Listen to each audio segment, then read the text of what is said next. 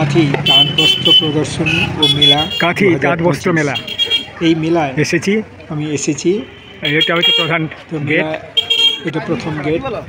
তারপরে এর ভেতরে কিছুটা গিয়েই প্রধান গেটটা রয়েছে, এই যে দেখা যাচ্ছে।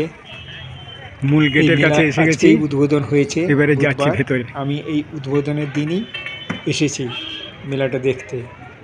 তো কেমন হয়েছে তা আপনাদের সঙ্গে একটু শেয়ার করে নিচ্ছি। এই মেলায় বিভিন্ন ধরনের কাপড় বা বস্ত্র বিপণী এসেছে। বুধবার দিন উদ্বোধন হয়েছে।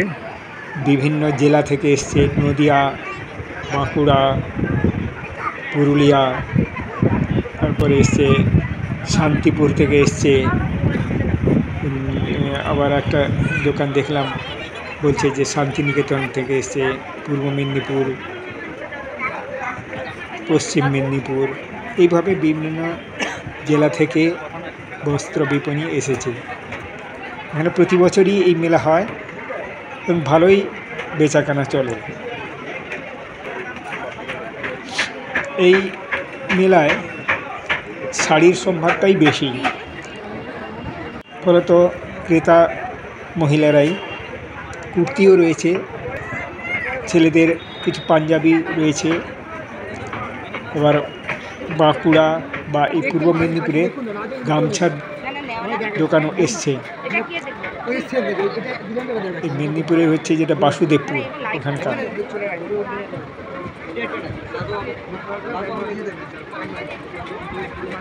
এখানে দেখতেই পাচ্ছেন আপনারা, ক্রেতারা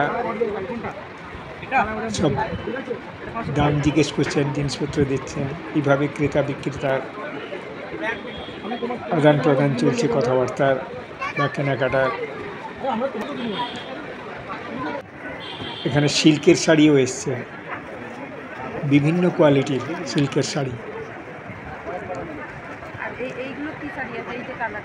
এবং বিভিন্ন ডিজাইনের সুন্দর সুন্দর শাড়িও এসছে। তোমাকে রাখবে, দেখলেই মানে কিনতে ইচ্ছে করবে। এটা প্রথম দিন। এই প্রথম দিনেও কিন্তু ক্রেতার সংখ্যা খারাপ নয়, বেশ ভালোই। কেউ কেউ আবার এসছেন যে কী কী এসছে দেখতে, কী ধরনের শাড়ি বা অন্যান্য সামগ্রী এসছে, পরে এসে কিনবেন। তাদের বক্তব্য থেকে জানলাম।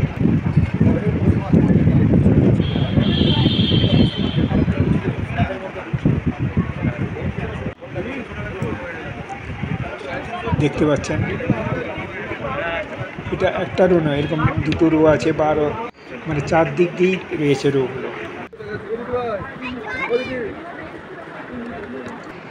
এই যে দেখতে পাচ্ছেন গামছা, এগুলো সব মেদিনীপুরে।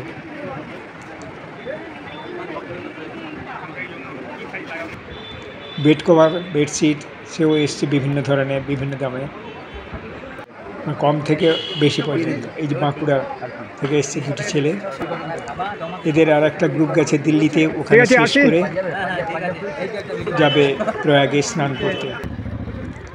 এবারে বেরিয়ে চলে এলাম সামনে, দেখি কিছু ইমিটেশনের দোকান রয়েছে, খাওয়ার দোকানও আছে। এভাবে ধীরে ধীরে আমি বাইরে চলে এলাম।